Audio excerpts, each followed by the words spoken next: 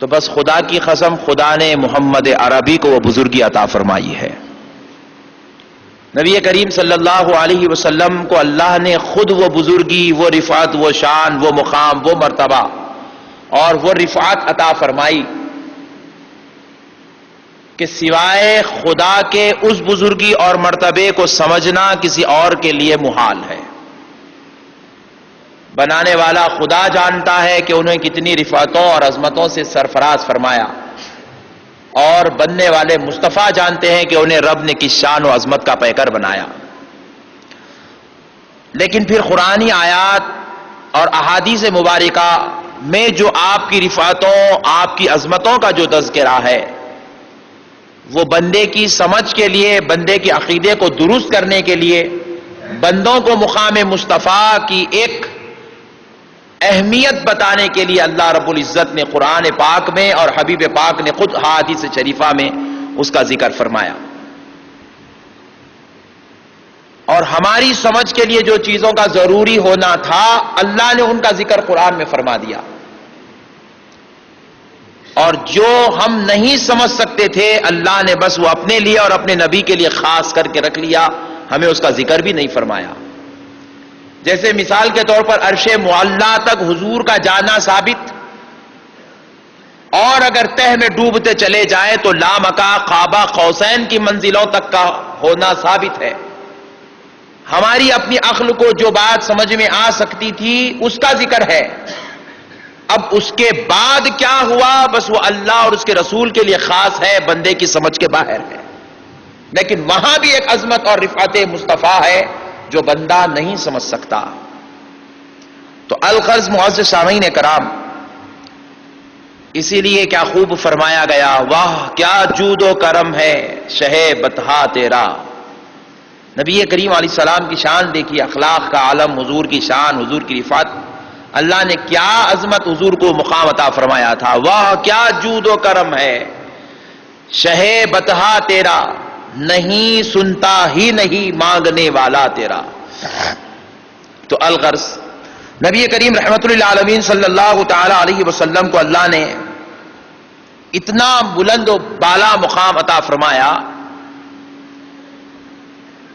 کہ خود خالق کائنات ہو کر اپنے حبیب نبی مکرم صلی اللہ علیہ وسلم کے ادب کی تعلیم اپنے بندوں کو قرآن کے ذریعے عطا فرما رہا ہے۔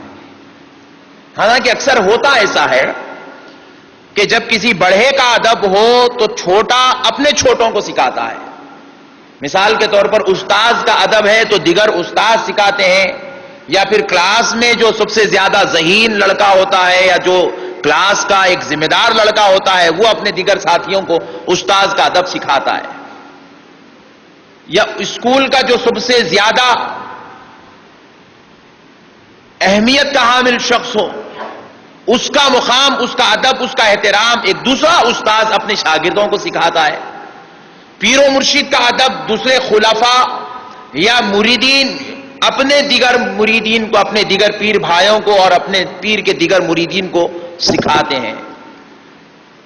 لیکن آپ ذرا غور کیجئے، ہر بڑے کا ادب چھوٹا سکھاتا ہے، لیکن قربان جائیں مصطفیٰ جان رحمت کی عظمت پر، جب ان کے ادب کی بات آ رہی ہے، ان کی تعظیم کی بات آ رہی ہے، ان کے دربار کے احترام کی بات آ رہی ہے، انہیں کیسے پکاریں کیسے نہ پکاریں، انہیں کیا کہیں کیا نہ کہیں، ان کے دربار میں کیسا بیٹھے کیسا نہ بیٹھے، ان سے ملے تو کس انداز سے ملے اور کس انداز سے نہ ملے، ان کے ساتھ معاملہ داری کیسی کریں اور کیسی نہ کریں، جب یہ سکھانے کی بات آئی، آپ غور کریں، حضرت ابوبکر دیگر صحابہ کو یا امت کو نہیں سکھا رہے ہیں، حضرت عمر نہیں سکھا رہے ہیں، حضرت عثمان نہیں سکھا رہے ہیں، حضرت علی نہیں سکھا رہے ہیں، بلکہ خلفاء راشدین کو بھی، اہل بیت اطہار کو بھی، صحابہ کرام کو بھی اور ساری امت کو بھی مصطفیٰ کا ادب اب کوئی خلیفہ یا صحابی رہی بلکہ خالق کائنات سکھا رہا ہے۔ اللہ رب العزت سکھا رہا ہے. دنیا کا دستور ہے ہر چھوٹا اپنے بڑے کا ادب سکھاتا ہے، لیکن اس چھوٹے کی شان یہ ہے کہ ان کا رب ان کا ادب سکھا رہا ہے کہ یہ رب کے سامنے تو چھوٹے ہیں، رب کے سامنے تو بندے ہیں، رب کے سامنے تو عابد ہیں، رب کے سامنے تو رب کی مخلوق ہے، رب کے نبی ہے، لیکن اس نبی کی یہ شان ہے کہ ان کا رب ان کا بڑھا ان کی امت کو ان کا ادب سکھا رہا ہے، ان کے صحابہ کو ان کا ادب سکھا رہا ہے، ان کی اہل بیت کو ان کا ادب سکھا رہا ہے، ان کا کلمہ پڑھنے والوں کو ان کی عظمت اور ان کی رفعت اور ان کا مقام بتا رہا ہے. نبی پاک کا یہ مقام ہے. اب ذرا دیکھیں کہ شان کا ادب اللہ نے سکھایا امت کو. اللہ رب العزت قرآن شریف میں ارشاد فرماتا ہے وَلَا تَجْعَلُوا دُعَاءَ الرَّسُولِ بَيْنَكُمْ كَدُعَاءِ بَعْضِكُمْ بَعْضًا. فرمایا گیا جب تم رسول کو آواز دینا چاہو، جب تم رسول نبی کریم علیہ السلام کو اپنی بپتا سنانا چاہو، ان سے مخاطب ہونا چاہو، ان کو اپنی طرف متوجہ کرنا چاہو، جب تم ان سے کلام یا گفتگو کرنا چاہو، تو پھر بندو خبردار تم میرے نبی سے ایسی بات نہ کرو جیسے آپس میں ایک دوسرے کو پکارتے ہو، جیسے آپس میں ایک دوسرے کو یاد کرتے ہو، جیسے آپس میں ایک دوسرے کے لیے تم جو الفاظ استعمال کرتے ہو، خبردار تم میرے نبی کو ایسے نہ پکارنا. وَلَا تَجْهَرُوا لَهُ بِالْقَوْلِ كَجَهْرِ بَعْضِكُمْ لِبَعْضٍ. اور جب تم میرے نبی سے بات کرنا چاہو تو خبردار چلا چلا کر بات نہ کرنا، آوازیں نکال کر بات نہ کرنا، اپنی آواز کو میری نبی کی آواز سے دھیمی رکھنا. پہلی بات کہا کہ ایسے نہ پکارو جیسے آپس میں ایک دوسرے کو پکارتے ہو. اب دوسرا کہہ رہا ہے کہ خبردار اپنی آواز کو نبی کی آواز سے بلند مت کرو. پھر اس کے بعد فرمایا اگر تم ایسے پکارے کجہری بعضکم لبعض، اگر تم ایسے پکارو گے جیسے آپس میں ایک دوسرے کو پکارتے ہو، یا ایسے ان کے ساتھ مخاطبت کرو گے، ایسی آواز نکالو گے جیسے آپس میں ایک دوسرے کے ساتھ نکالتے ہو، تو پھر ان تحبط اعمالکم، تو پھر سن لو کہ تمہارے سارے اعمال کو مٹا دیا جائے گا، کوئی عمل تمہارے نام اعمال میں باقی نہیں رہے گا. وَأَنْتُمْ لَا تَشْعُرُونَ، اور تمہارا عمل اس قدر غارت کر دیا جائے گا، تمہیں اس قدر دوزخیوں کے گڑھوں میں ڈال دیا جائے گا، دوزخیوں کے ساتھ شمار کر دیا جائے گا کہ تمہیں پتہ تک بھی نہیں چلے گا کہ تمہارے اعمال کیسے مٹا دیے گئے ہیں. وَأَنْتُمْ لَا تَشْعُرُونَ، تمہیں شعور بھی نہیں ہوگا.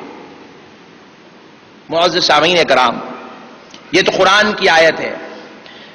اس آیت کی تفسیر میں آپ غور کرتے چلیں تو تفسیر روح البیان کا جب ہم مطالعہ کرتے ہیں تو ہمیں اس کی تفسیر میں یہ بات ملتی ہے کہ لوگوں، رب کے فرمانے کا مطلب یہ ہے کہ لوگ جب نبی کریم علیہ السلام کے پاس آتے تھے تو اپنی جہالت کی وجہ سے، کم علمی کی وجہ سے اور اپنے جاہلانہ دور کے اثرات کی وجہ سے حضور کو محمد، نعوذ باللہ، ایسے کہہ کر پکارتے تھے.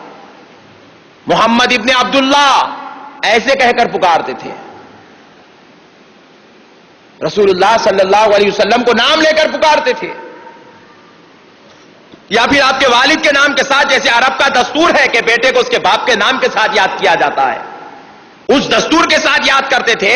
اور جب نبی کے دربار میں بیٹھ کر محمد محمد محمد بن عبداللہ کہہ کر پکارتے تھے، اللہ کو اتنا جلال آیا، رب نے یہ آیت مبارکہ کا نزول کر دیا، کہا اے بندو خبردار میرے نبی کو ایسے نہ پکارو جیسے اے ابو بکر آپس میں تم عمر کو پکارتے ہو، اور عمر تم جیسے عثمان کو پکارتے ہو، عثمان تم جیسے علی کو پکارتے ہو، آپس میں ایسے نہ پکارو، بلکہ میرے نبی کو جب تم آواز دینا چاہو تو یوں کہو تاکہ سننے والے کو پتا چل جائے کہ یہ کوئی آپس میں برابری والے بات نہیں کر رہے ہیں، بلکہ ایک غلام اپنے آقا سے بات کر رہا ہے، ایک کلمہ گو اپنے نبی سے بات کر رہا ہے، ایک عاشق اپنے داتا سے بات کر رہا ہے، اور ایک مسلمان مسلمانوں کے امام سے بات کر رہا ہے. اس طریقے سے پکارو. تو پھر اس کے بعد رائج ہوا، پوچھا گیا یا رسول اللہ جب ہم آپ کو آواز دیں تو کس انداز میں آواز دیں؟ تو رسول کریم رحمت للعالمین صلی اللہ علیہ وسلم نے فرمایا جب تم مجھے آواز دو تو تمہارے ہمارے زبانوں پر اگر یہ ہو تو بہتر ہے کہ یا رسول اللہ، یا حبیب اللہ، یا نبی اللہ،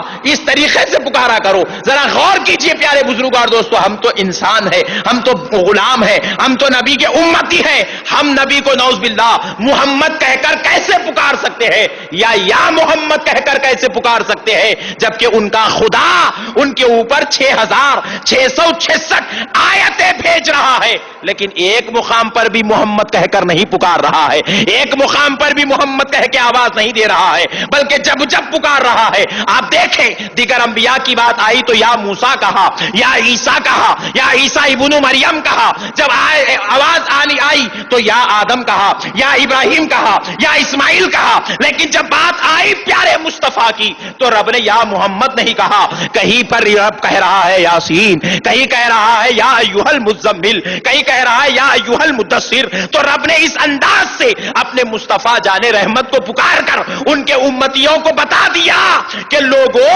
یہ نبی کوئی معمولی اور عام درجے کا نبی نہیں ہے، بلکہ یہ وہ نبی ہے جس کا خدا ہو کر اسے محمد کہہ کر نہیں پکارتا، تو تم غلام ہو کر یا محمد کہہ کے کیسے پکار سکتے ہو؟ تم غلام ہو کر انہیں اپنی آوازوں میں عامیانہ انداز میں کیسے پکار سکتے ہو؟ تم ان کے امتی، ان کا کلمہ گو ہو کر تم ان کے ساتھ ایسی گفتگو کیسے کر سکتے ہو جیسے آپس میں ایک بھائی کے ساتھ کرتا ہے، جیسے آپس میں ایک دوست کے ساتھ کرتا ہے، جیسے آپس میں ایک رشتہ دار کے ساتھ کر سکتا ہے، ویسی گفتگو تم میرے نبی کے ساتھ کیسے کر سکتے ہو؟ قربان جائیں پیارے بزرگوں اور دوستوں۔ اب پھر اس کے بعد دیکھیں اللہ رب العزت نے ہمارے نبی رحمت للعالمین صلی اللہ تعالی علیہ وسلم کو ایک اور مقام پر حضور کی عظمت کے اظہار کے لیے اللہ رب العزت نے ارشاد فرمایا، يا أيها الذين آمنوا لا ترفعوا أصواتكم فوق صوت النبي ولا تجهروا له بالقول كجهر بعضكم لبعض أن تحبط أعمالكم وأنتم لا تشعرون۔ اسی انداز کا ایک اور خطاب اللہ نے دوسرے مقام پر بھی قرآن شریف میں ارشاد فرمایا، کیونکہ اللہ تبارک و تعالیٰ کو یہ گوارا نہیں تھا کہ کوئی میرے نبی کو عام انسانوں کی طرح گفتگو کرے۔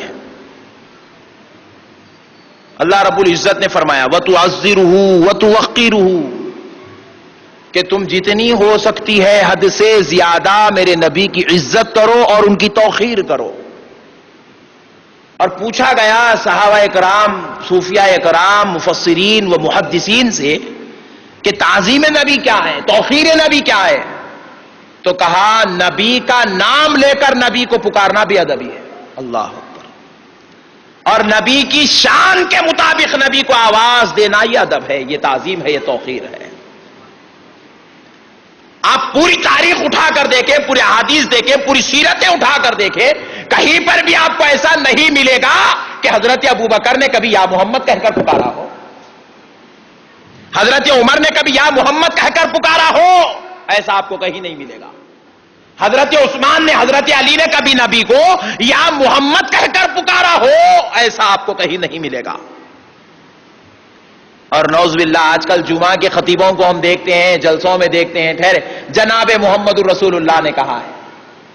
کون ہے یہ؟ اس انداز سے نام لیا جائے، جناب محمد نے کہا، جناب محمد صلی اللہ علیہ وسلم نے کہا۔ جناب کہتے نعوذ باللہ نبی کو جناب ایک اتنا برا لفظ ہے، آپ اپنے باپ کے لیے استعمال نہیں کر سکتے تو نبی کے لیے کیسے استعمال کر سکتے ہیں؟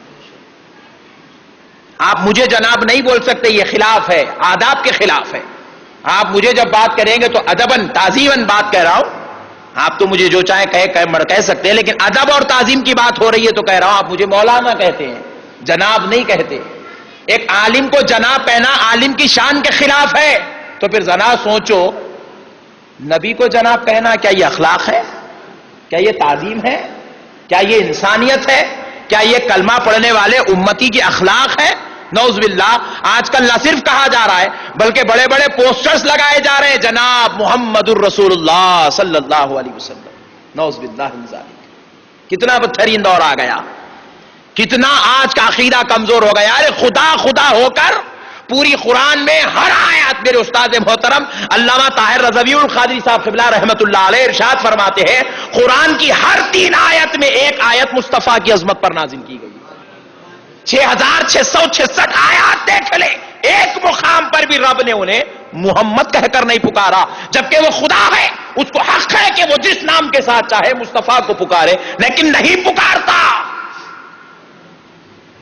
اور آپ صحابہ اکرام کو بھی دیکھ لیں، نبی کریم علیہ السلام کو کبھی نام لے کر نہیں پکارتے، اور ایسے عامیانہ انداز میں نہیں پکارتے جیسے اپنے باپ داداؤں سے بات کرتے ہیں.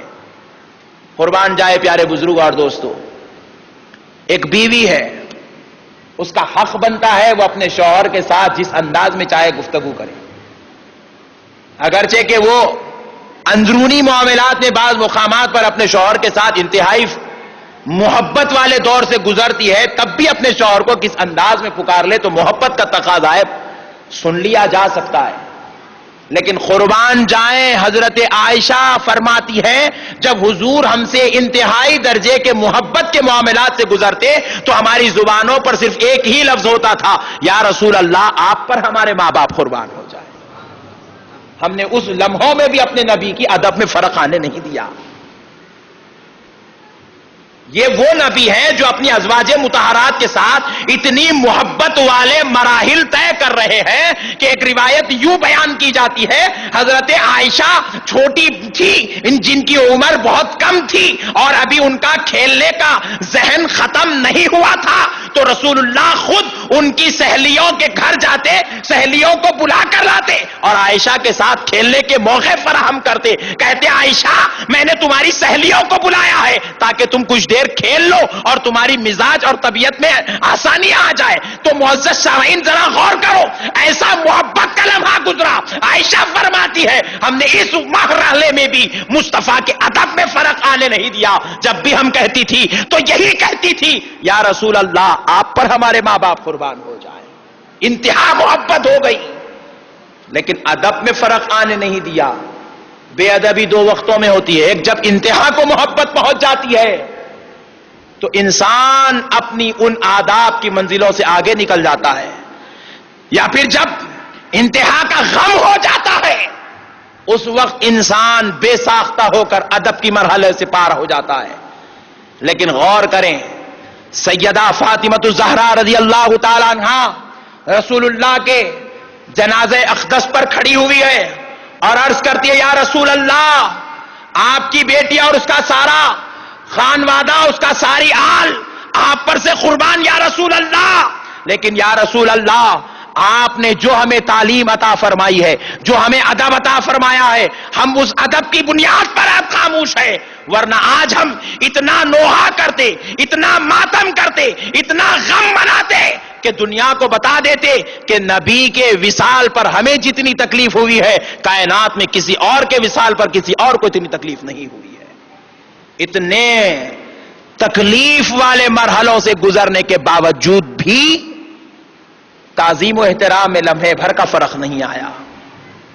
آج نعوذ باللہ امتی کوئی کہے کہ بھائی میں نماز پڑھ رہا ہوں، میں دیندار ہو گیا ہوں، میں روزے رکھ رہا ہوں، میں دیندار ہو گیا ہوں، میں حج کر لیا دیندار ہو گیا ہوں، اور نعوذ باللہ یہ دینداری کا ڈھونگ کرتے ہوئے نبی کے ادب و احترام تعظیم و تقریب میں فرق. معزز سامعین اکرام، یہود اور نصارہ پر اللہ کی لعنت ایک بار حضور کے دور میں خصوصی لعنتوں کا نزول ہوا. ایسی لعنتیں کہ سارا یہود اور نصارہ والا علاقہ قحط کا شکار ہو گیا.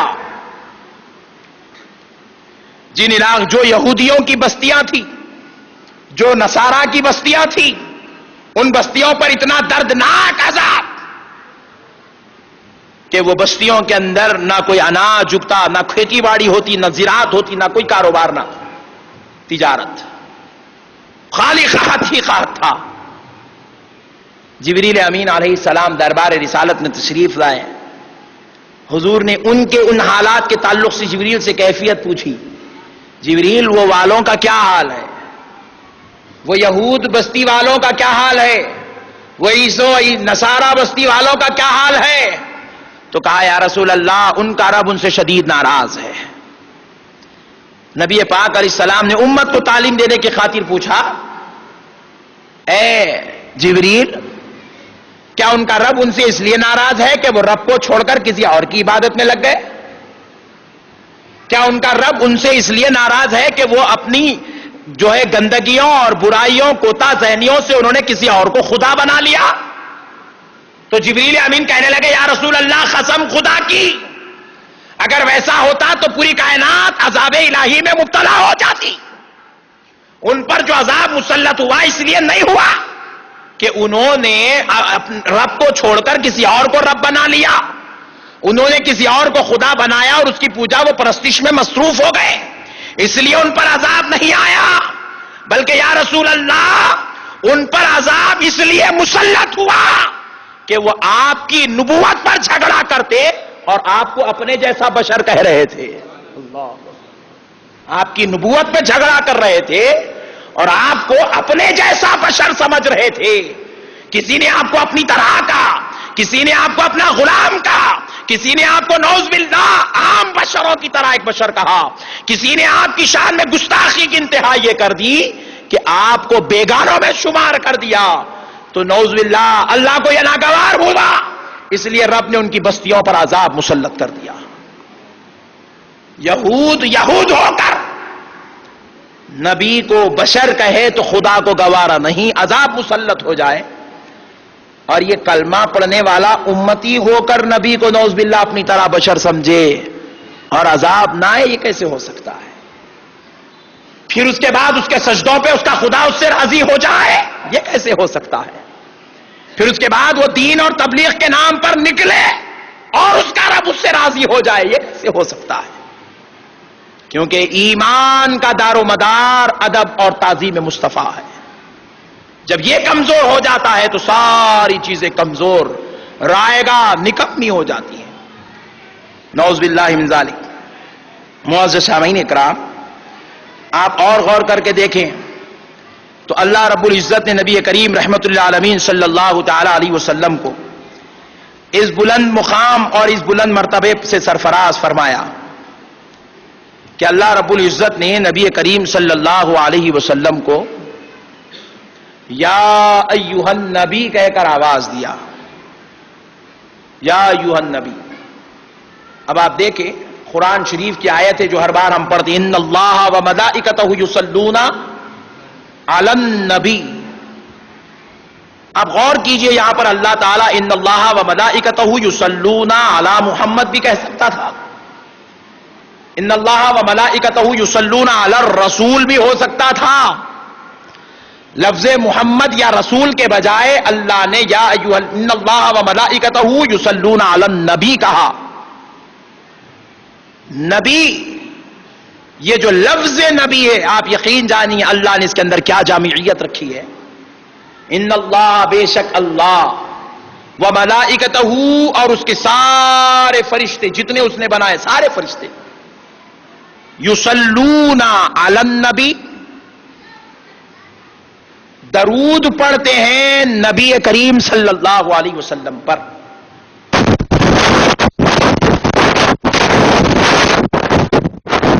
محمد بتا رہا ہے اس لفظ میں، اس آیت کریمہ کے اس ٹکڑے میں بندوں، اور پھر ہم سے کہہ رہا ہے یا ایھا الذین آمنوا صلو، اے ایمان والو درود بھیجو مصطفیٰ جان رحمت پر۔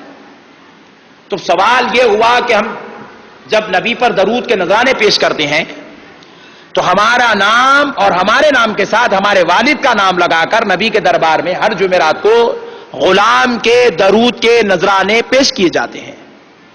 ہمارا نام ہے، ہمارے والد کا نام ہے، ہمارے علاقے کا نام ہے، لیکن آپ ذرا غور کریں، فرشتوں کا نہ کوئی نام ہے، نہ ان کا کوئی والد ہے، نہ ان کی کوئی پہچان ہے۔